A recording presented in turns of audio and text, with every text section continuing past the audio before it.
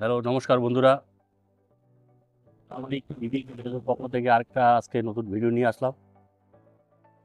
তো এখানে দেখতে পাচ্ছেন একটা 60 ভোল্টের 22 এম্পিয়ারের ব্যাটারি আজকে আসছে। এই ব্যাটারি বর্তমানে কোনো ভোল্টেজ আসতেছে না, একবারে ডেড।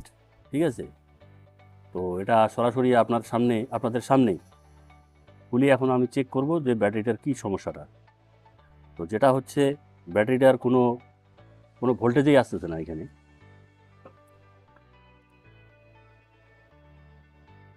আপনারা দেখুন, 0 কোনো ভোল্টেজই আসতেছে না। ঠিক আছে, ভোল্টেজটা কেন আসতেছে না, কি কারণটা কি এই ব্যাটারিটার? এটা হচ্ছে lithium ion battery, 60 volt 22 ampere, 60 volt 22 ampere. তো এটা এখন আমি আপনাদের সামনে খুলে চেক করবো আর কি। এখানে এখন আমি বিএমএস বাদেই ব্যাটারি থেকে যে মেইন আউটপুট ভোল্টেজটা আছে 60 ভোল্ট আসার কথা, বা চার্জ কম থাকলে কম আসবে। হ্যাঁ, 60 ভোল্টের কমও আসতে পারে, যেহেতু ব্যাটারিটা ফুল চার্জ নেই বা চার্জ একদমই নেই, তাহলে অনেক কম ভোল্টেজ আসতে পারে। দেখি এখন ভোল্টেজ আসে কি না একটু চেক করছি। ঠিক আছে, 1.6 ভোল্ট। এটা 60 ভোল্টের ব্যাটারির ভোল্টেজ আসছে 1.6 ভোল্ট। তো ব্যাটারিটার বয়স অনেকদিন হয়ে গেছে, এখন এই ব্যাটারিটা আর চলবে না।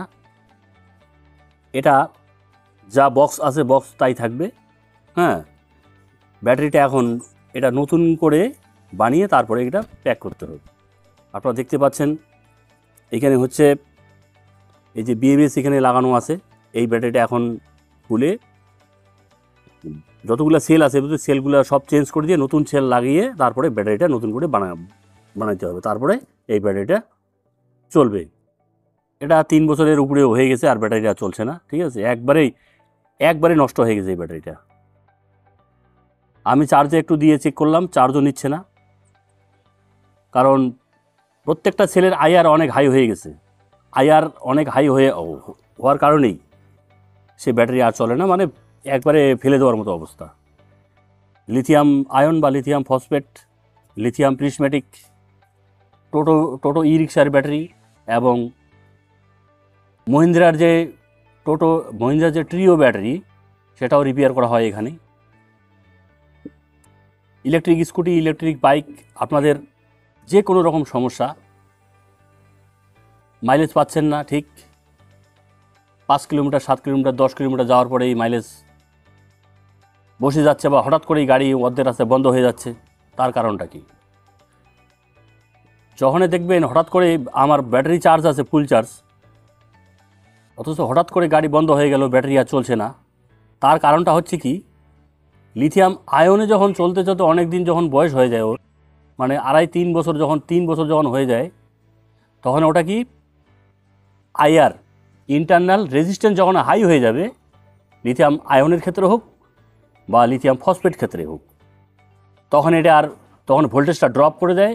হ্যাঁ, চলতে চলতে চলতে চলতে রাস্তায় বন্ধ হয়ে যায় ব্যাটারি, কিন্তু কিছুক্ষণ পরে আবার অন করার পরে আবার চালু হয়। এটা ওই সমস্যার জন্য হয়। ব্যাটারি অনেক দিন হয়ে গেলে সেটা আর লংজিভিটি শেষ হয়ে গেলে চলে না। লিথিয়াম আয়ন ব্যাটারি বা লিথিয়াম ফসফেট ব্যাটারি রিপেয়ার যদি করেন, স্ক্রিনে দেওয়া নাম্বারে আমার সঙ্গে যোগাযোগ করতে পারেন, এবং নতুন যদি কেউ বানাতে চায় সেটাও হবে। হ্যাঁ, সেটা আমি বানিয়ে দেবো, অসুবিধা নেই। আমার কাছ থেকে ব্যাটারি নিলে যে লিথিয়াম আয়নের যদি আমি ব্যাটারি বানিয়ে দিই, সেটা 48 ভোল্ট হোক, 60 ভোল্ট হোক বা 72 ভোল্ট হোক, লিথিয়াম আয়ন যদি ব্যাটারি আমার কাছ থেকে বানিয়ে নিতে চান আপনারা, তাহলে 2 বছর ওয়ারেন্টি দেবো আমি। এবারে লিথিয়াম ফসফেট যদি বানিয়ে নিতে চান, তাহলে সেটা 3 বছর ওয়ারেন্টি হবে। কিন্তু লিথিয়াম আয়ন যদি বানান, আপনার 2 বছর ওয়ারেন্টি, 2.5 বছর অতিরিক্ত 3 বছর চলতে পারে বা চলবে। আর লিথিয়াম ফসফেট যেটা আছে, লিথিয়াম ফসফেটের লাইফ সাইকেল অনেক বেশি। লিথিয়াম ফসফেট বানাইলে আপনার লাইফ সাইকেল হবে 1800 থেকে 2000।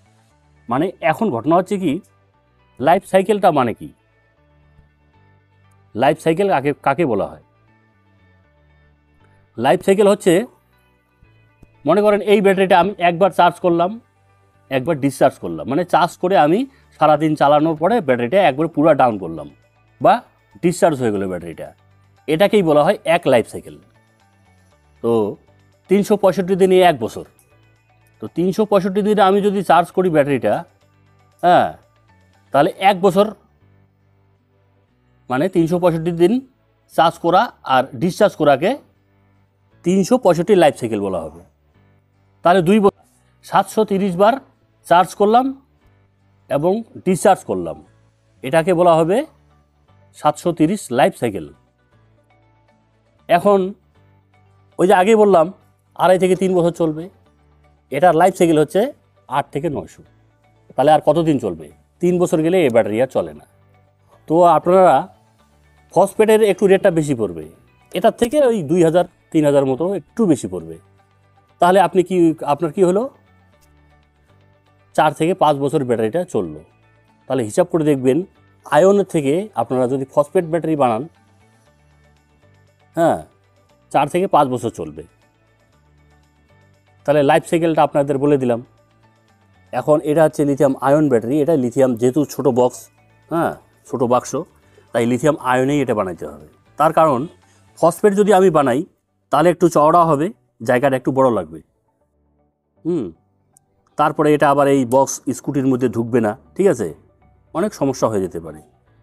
তা যাই হোক, আপনারা আসুন, আমার সঙ্গে যোগাযোগ করুন এবং ইলেকট্রিক স্কুটি, ইলেকট্রিক বাইক, যে ধরনের সমস্যা, কন্ট্রোলার থেকে শুরু করে, বা কন্ট্রোলার খারাপ হয়ে গেছে তাও আমার সঙ্গে যোগাযোগ করতে পারেন।